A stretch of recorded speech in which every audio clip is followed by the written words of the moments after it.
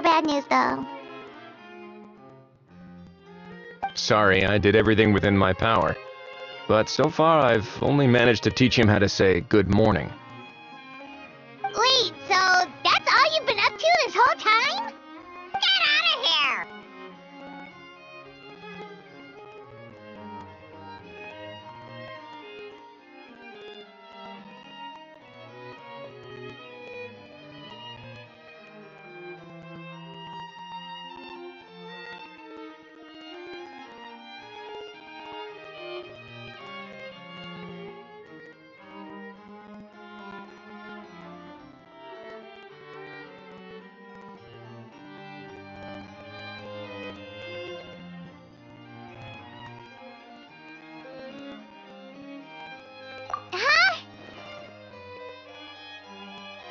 Okay, so good mornings aside, please tell Paimon there's been some other progress too.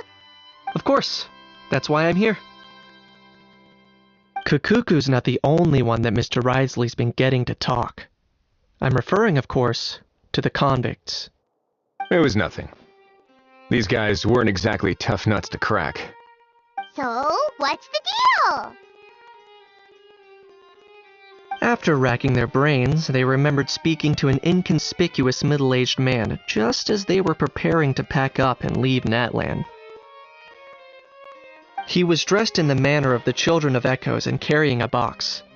Plus, the description matches the one the gun was found in.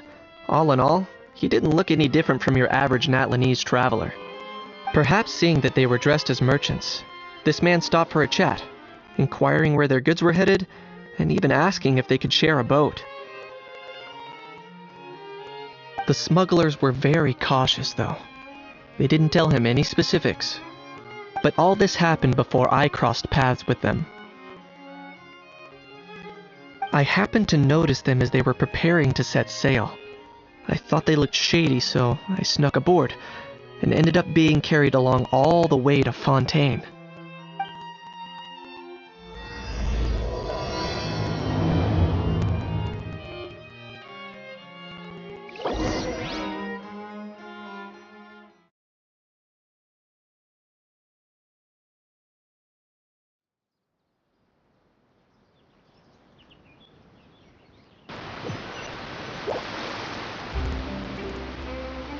Boss, do we know if those Fontanians will even like this stuff? What if we can't shift it? And that's why we call you a rookie. It's all supply and demand, kid. Supply and demand. Natlan's foreign trade is just starting to lift off. There'll be a market for it, you'll see. That's right. So stop giving the boss trouble, rookie. Just do your job and keep an eye on the goods. Are they merchants? Have they come to Fontaine to do business? Scarred face. Calloused hands. On closer inspection, the fabric looks worn at the knees and elbows, and his fingernails are dirty. Not exactly your typical merchant. Could he have previously been a warrior? Or even an adventurer? Something feels off. I'd better sneak up and get a closer look.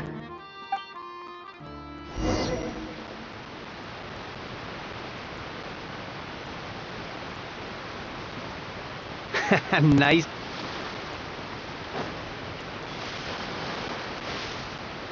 What was that sound?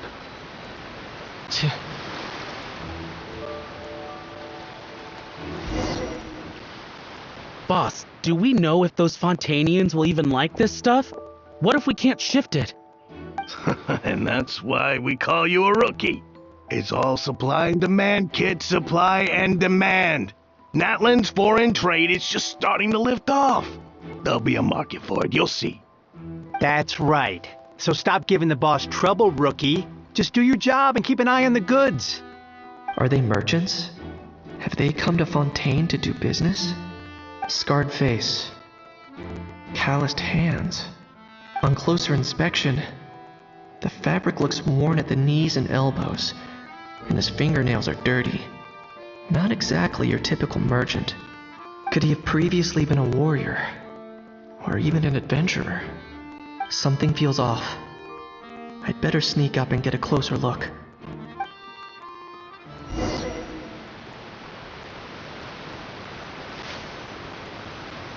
Nice thinking, boss. This tourist tub's been fast-going and smooth sailing. Plus, no one's been asking us what we're up to. That goes without saying. Big cargo ship would have been too slow, whereas the smaller ones would have been faster but way too bumpy. If we ended up damaging the goods by accident, all these months spent grafting away would have gone up in smoke. Seriously? But there's hardly anything here. Would it really have taken them months to prepare?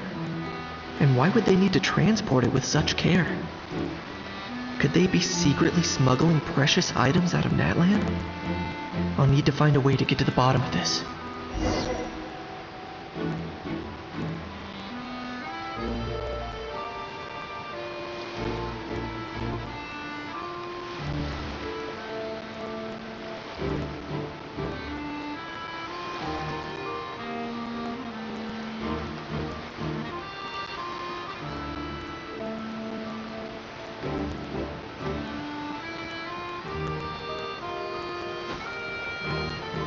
Let's go hear what these criminals have to say for themselves.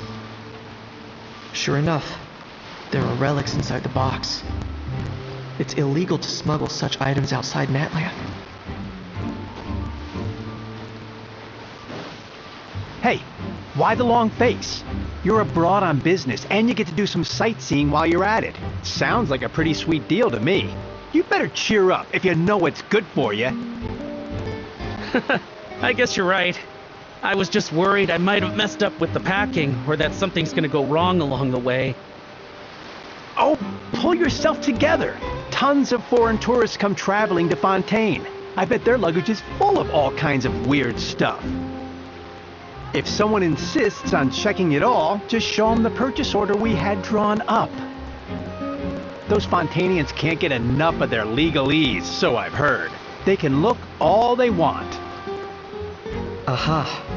So their aim is to smuggle in contraband after all. Looks like I've gathered enough intel about the smugglers and their contraband. Time to inform port security.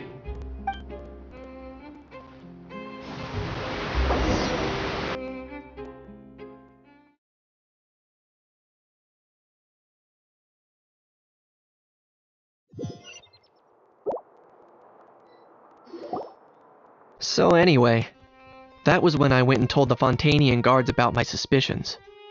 After an investigation and a chase, they finally apprehended them and sent them on their way. Well, guess they're headed exactly where they should be. Thanks.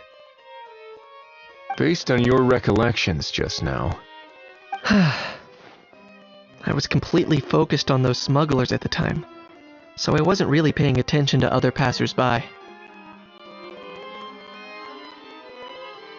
Yeah, Kanish, you did great!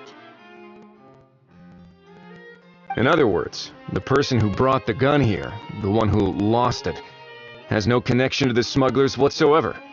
They were working entirely on their own. Oh dear, oh dear! Sounds like Mr. Kakuku wants to chime in? He said this elusive individual's actions are positively mystifying. It's a good observation, I quite agree.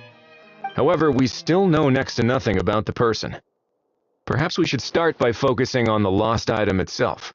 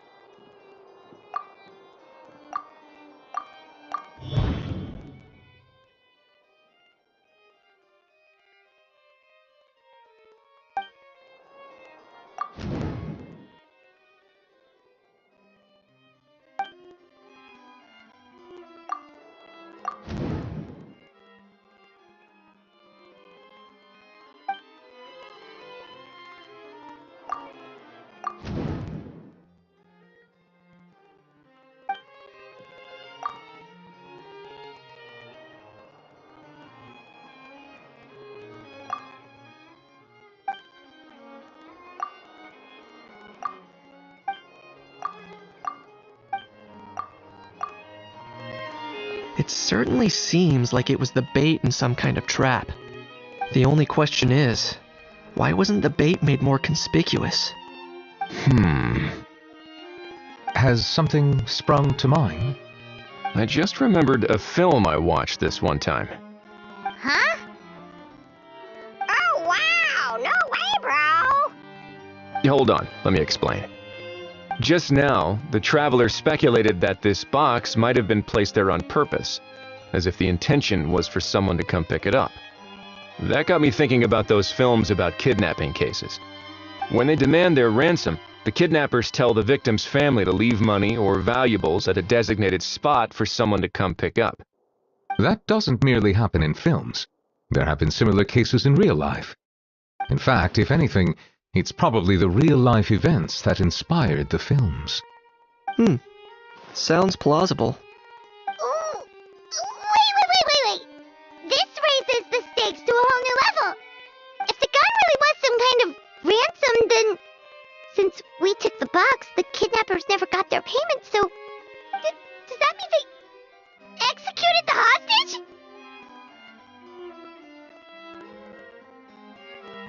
I agree. I don't believe we have a kidnapping on our hands. Selling off stolen goods is extra work that most kidnappers would want to avoid. Unless they're after something very specific, they tend to just ask for cash. Could we be dealing with a kidnapper who's dead set on getting their hands on an ancient dragon handgun? It's not impossible, but the likelihood is very slim. We can discount that possibility for now. And speaking of selling stolen goods, don't you think this looks more like a transaction?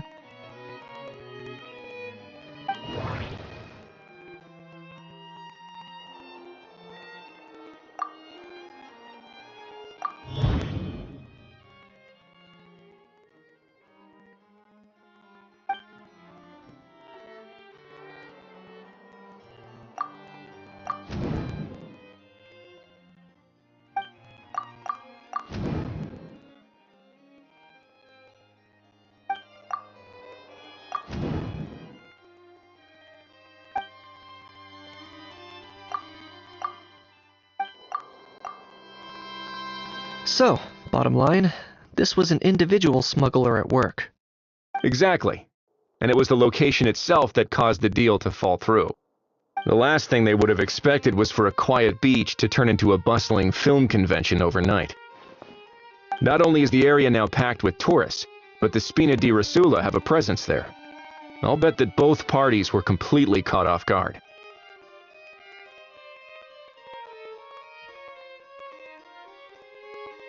That sounds like a plausible theory, but how do we verify it? Looks like your people better start rolling up their sleeves. How so? Easy. Just follow the usual procedure by putting up a lost and found notice. The more routine we make it seem, the more likely the suspect will come forward to claim it. Even if they send a proxy, we're liable to get our hands on new leads.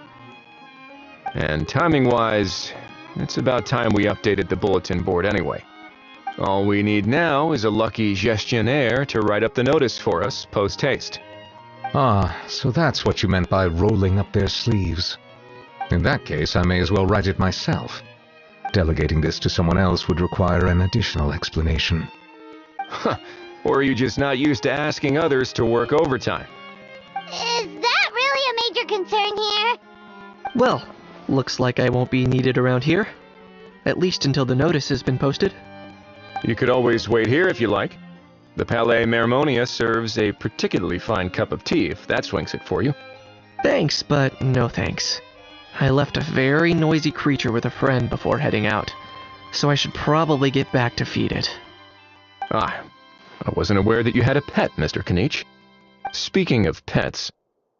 Get out of here! Out of here! Yep, that's the plan. Outta here indeed.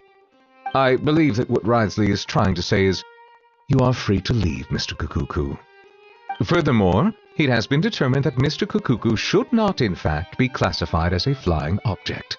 As such, he shall be free to move around Fontaine whenever he so pleases. You're the best, bro! Oh, that really is good news! Travelers, should we bring Kukuku back to Aoife and Auroran? I shall leave him in your capable hands. Indeed.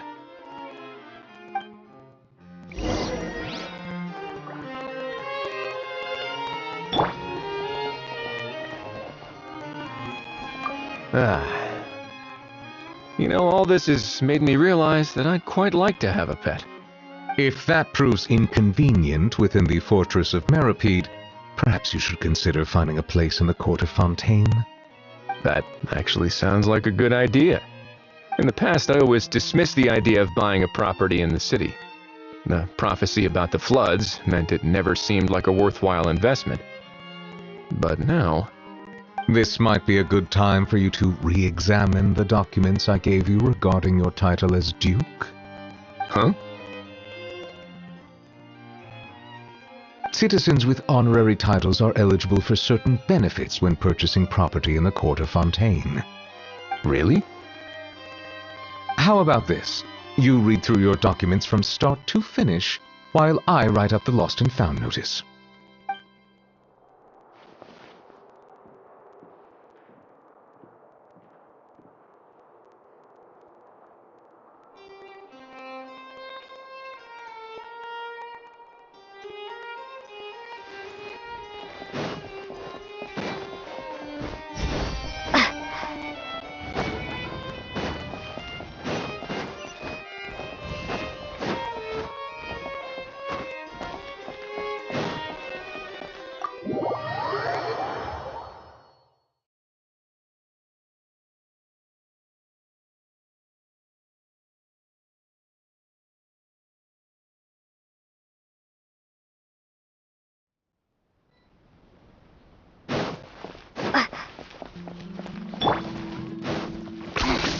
Points for agility.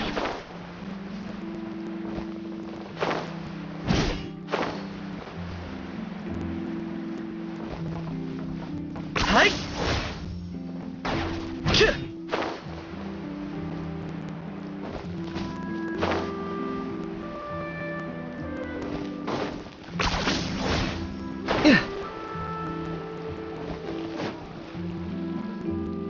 How? What? What now? Let's shake hands. Fine by me. Get ready for a knuckle sandwich! Ugh.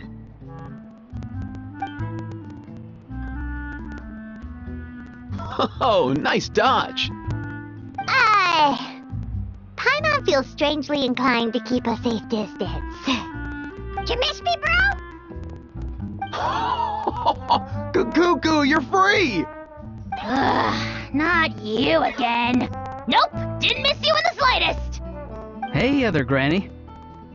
And hey, Paimon and Kanich. It's good to see you all. Thanks for bringing Kukuku back. Get it away! Get it away from me! Nice to meet you, bro.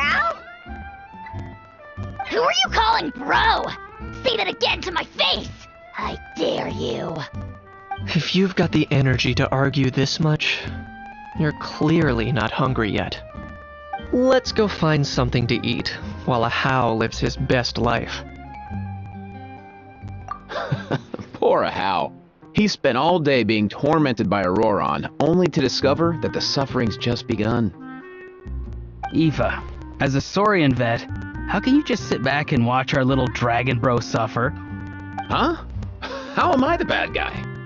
Even hear yourself? Ah! Doesn't anyone want to hear how Kukuku got out of jail?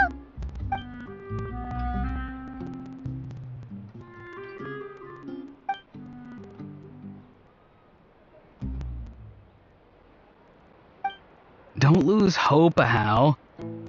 By the same standard, you have freedom of movement now too. You're still in the game?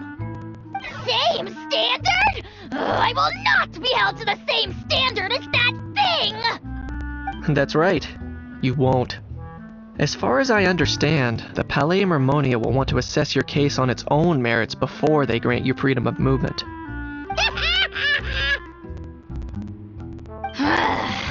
Where's that Saurian meat restaurant again? I'm gonna march that little pink balloon right into the kitchen! Yeah, good luck with that, bro. You'll be putting your own neck on the line, too. Also, there's no such restaurant!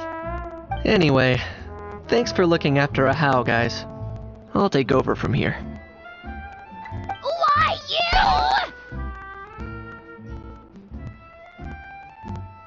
The too. Kukuku wins the cuteness competition hands down. Ah, really? Thanks! Wait, who are the other contestants, though?